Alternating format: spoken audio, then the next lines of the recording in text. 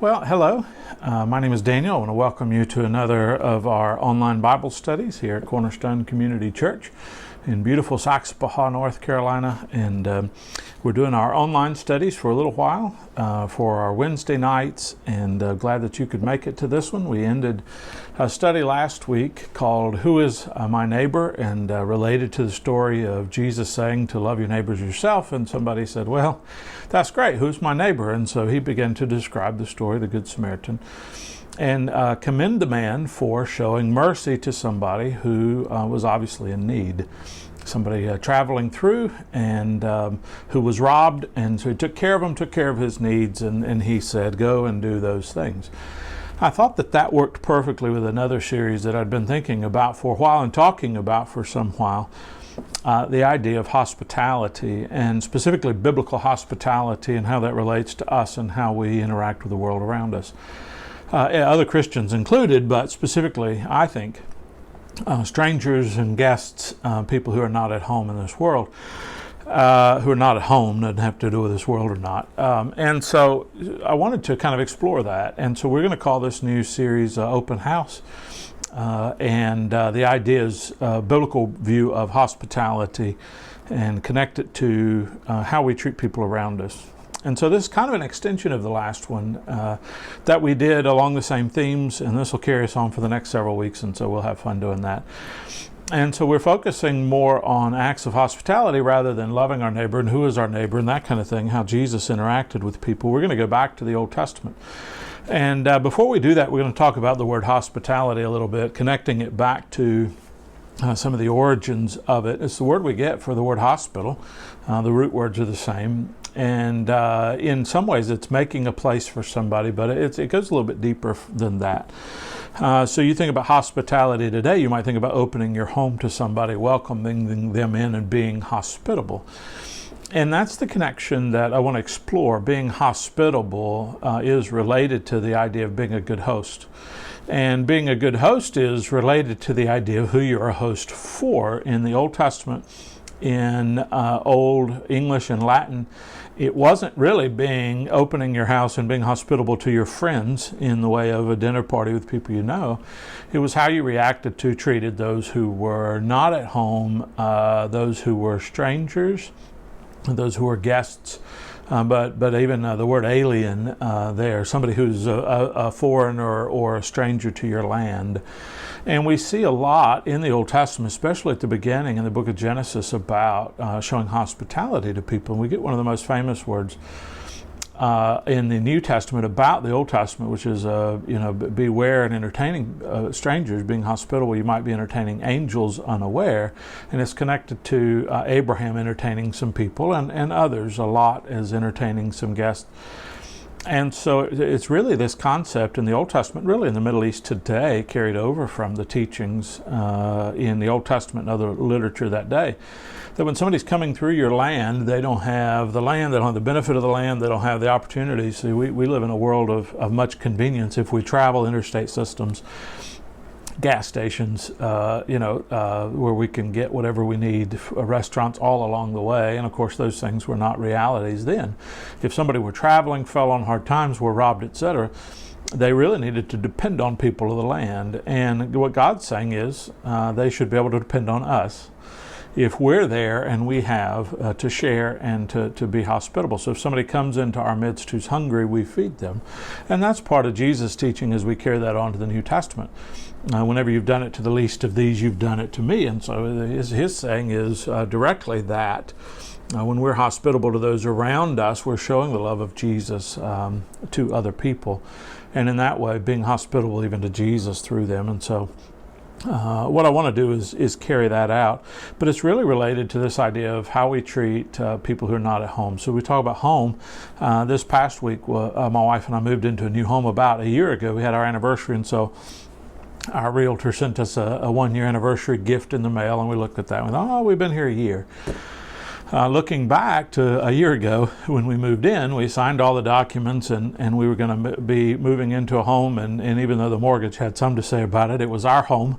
The bank obviously say part of it is their home, the way that works out with a mortgage. But that was going to be our place to live. And the first few nights in that house did not feel like home. If you've ever had that experience of moving and you can look around and you're like, that's my stuff, right? I read not too long ago that home is not a place, it's a feeling. And the feeling didn't come with that house initially, right at first. That was home, that was a place where you go and you relax and you feel at home. And so what I would say is, what makes something feel like home? What makes it feel like that's where you belong? Perhaps that's the place, a place where you belong. A place with your stuff, a place that has everything that you need. And so as we went on and we saw things go up on the wall, as we went on and we saw things pushed around and settled here and there, as we went on and we had experiences there, we had celebrated Christmas there and Thanksgiving, we had family around, it begins to feel more like that's our home, that's the place where we belong. And so hospitality then is about how do you make other people for whom that's not their place feel like they belong and feel like they're at home? How do you treat them as if? Have you ever, the big statement I guess that I equate with hospitality is when somebody comes over and you say, make yourself at home. And the idea is if you want something in the fridge, treat that like it's your fridge and go get something to drink, go get something to eat if you're hungry. And all of that makes perfect sense to me. The reality of that is it's easy to do if a friend comes over and they walk in and they take their shoes off and they make themselves at home. They go sit down on the couch and they talk, and if they need something, they get up and get a drink. What about strangers? What about people who are foreigners? What about people who are different? We have this thing in the world, I think psychology in general, where we feel comfortable around people who are like us, similar upbringing, similar income bracket, spend the same, go to the same vacations.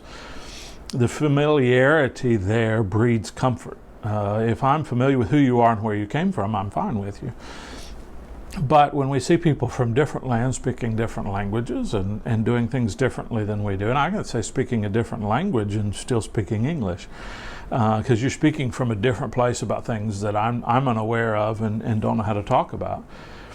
It's much harder, but that gap, okay, is what we're aiming for, to make somebody feel at home.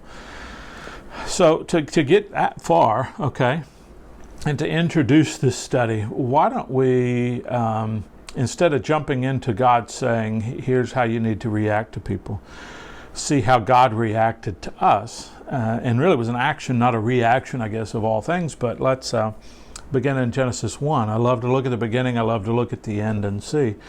The end of it is God creates a city, and that's our home. The city is, in many ways, the New Jerusalem described in Revelation, a recreation of Eden, but on a larger scale. So then what is Eden? And what is creation in general? So let's look at this. And what I would like to say is, other people have said it best, and in one of the authors of the dictionary on biblical theology, that you look up things, and I said hospitality is first and foremost an attribute of God. If God says, I want you to love, the way we loved is that He first loved us. It says that in the New Testament. If God wants us to make room for other people and a place for them to belong in our world, maybe God did that first for us. And so I want to read a few verses in Genesis chapter 1. If you have your Bible, certainly read along with us and maybe see some things there and highlight. But in chapter 1, verse 3, we see this image of God talking in the power of His words create, which is an awesome thing. But He says, let there be light, and there was light. And there's the power of God. It's probably also a reflection of the fact that we can't understand everything going on that level because we don't have that power and we weren't there. But it says, God said, let there be light, and there was light. And God saw that the light was good. So God is trying to create something good of high quality. And so He separated the light from the darkness and called the light day and called the dark night. And there was evening and morning the first day. So we have a day, we have a night time, which is a time to rest, and a daytime, which is a time to be alive and do the things that we need to do. And God said, let there be an expanse in the midst of the waters. Let it separate the waters from waters. And God made the expanse and separated it, and the waters were under the expanse from the waters that were the expanse. And it was so. We move on, and God called the expanse heaven. And there's evening and morning on the second day. And God goes on to create. We see dry land. We see waters gathered into sea. We see vegetables, plants yielding fruits. trees bearing fruit, all of these things. And at the end of that, it says it was so, and the earth and the vegetation and all of that. And then we'll see God say stuff like, and God saw that it was good. Okay, so Moses, we believe, wrote Genesis, is writing to tell us about God. And in this process, God is creating something. He wants it to be good. He wants it to be of value. It's not really for God. Even in the Garden of Eden, when God would join Adam and Eve, he wasn't there the whole time. It wasn't a dwelling place for God. God's dwelling place at that time was in the heaven, and then ours was Eden, the Garden of Eden, the paradise, which is restored in the New Jerusalem, figuratively in a way and literally in a way. It wasn't for God. So who is he creating this for? So God's sitting in heaven. He's talking and things are created. He's making food. He's making a habitat. God is making a home for us. God is creating a place for us to live and breathe that takes care of everything that we're going to need. And so in that way, I think God is playing host.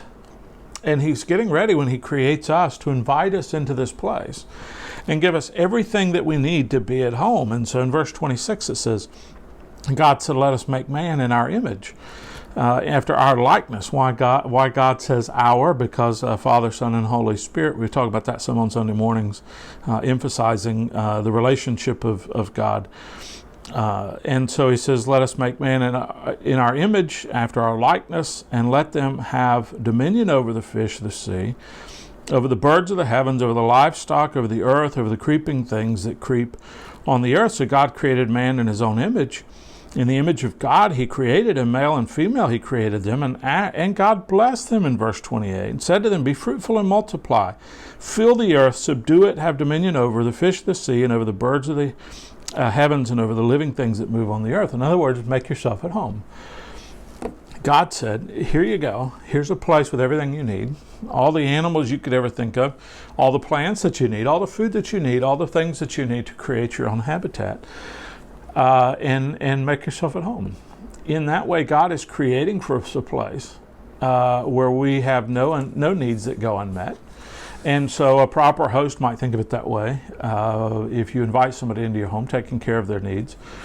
I think it is that way. One of the Baker's Evangelical Dictionary of the Bible, Biblical Theology says, in the ancient world, the practice of hospitality meant graciously receiving an alienated person, somebody who's not at home, into one's land, home, or community, and providing directly for that person's needs. And so somebody comes in hungry, you give them something to eat. Somebody comes in without clothes, you give them something to clothe themselves with, and so you help take care of them. And the idea here is we're not talking about everything necessarily on a physical level, because the physical here is an indication of spiritual, is that we realize that God is the host that provided for us down here. And God created humanity. And so for us to come and say, this is mine and not yours, is in some ways an insult to God, who said, here, I'm giving y'all everything you need. And then we're saying, but I want more. In fact, one of the greatest provisions of God for the daily needs of his people was bringing manna from heaven. And he said, get enough for you for one day. And when everybody went enough and got out there, nobody had too much, everybody was taken care of. And so the idea is that this world provides enough, and I'm not getting into politics here, please don't mistake that. There are other things that add on to the discussion here. But we're starting off just by talking about hospitality, and that is that God has provided for the needs of the people who live here. Sometimes he did it through us. So I'll say it this way about the story of the Good Samaritan. The person who was beaten and robbed, that's an awful thing. And somebody is taking too much. And there's injustice in that robbery. And there is greed. And there is pride on the part of the people who did that. What God is saying is that we have an opportunity to share the love of God with somebody through the extra that God has given us above and beyond our need, to also take care of that person who has physical needs. And so we realize that everything we have comes from God. All good and perfect things come from the Father above. then we realize that maybe God put some of those things in our pocket, not for us to hoard, but for us to give away. And so that's not a political thing at all. That's a spiritual concept of generosity, of giving back, and those kind of things. And so here what we see is God furnishing the world with everything that we need and telling us to be at home and here's everything for you. And so in a way, before human beings ever were, God made us all wealthy in that way, rich, with the world around us providing for us. Now, I know we get into economies and I know we get into jobs and things like that, but I'm not trying to get into politics at all. That's the last thing I really want to do before this presidential election, because we'll miss the spiritual side of it. The spiritual side is that we recognize that what we have is given to us by God, that we are stewards of it, and sometimes the stewardship means we give it away. Jesus said when he was here, I'm here to do the will of the Father who sent me. His Father gave him a plan and he was to carry it out, and he did it. So the things that he had were for our good, and the generosity that Jesus showed, we know how to love because he first loved us. We know how to sacrifice because he sacrificed for us, is that we turn that around and we say, okay, we need to turn around and be hospitable to others. In Jesus' own words, whenever you've done it to the least of these, you've done it for me. And so what does that look like? How do we become people who walk around seeing the needs of others? This is so connected to love your neighbor, but in another sense. How do we make people who are not at home feel at home in our midst? In our community, in our church, in our neighborhood, in our home, how do we open up? So in my mind, in many ways, this is related to our local church. How do we make people feel at home in our midst while we're at church? And a lot of that they won't if they're not at home in our community. They won't if they're not at home in our neighborhood. They won't if they're not at home in our own home.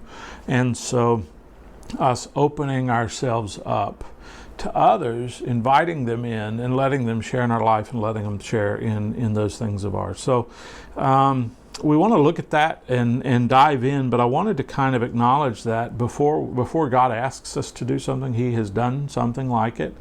He didn't say love your neighbor and not having loved anybody himself. He doesn't say show hospitality and not have been the ultimate host. If you go back again, that word hospitality is connected with a couple of words, one meaning master or lord, and the other meaning guest or stranger. And so it's really the master of the guest, which is the epitome of a host. And so how do we host those around us? How do we welcome those around us? How are we open to those around us? And whether we do or not showcases the love of God in our lives. And so being a good host. We've talked about this before, but for the next few weeks, we're just going to dive in and talk about those kind of things. So hope that you're looking forward to that. Open House is the name of our series, and we're going to explore really just more practical ways of showing the love of God to those around us. I hope that you're doing well. Until we meet again, my prayers are with you, and I hope God will bless you.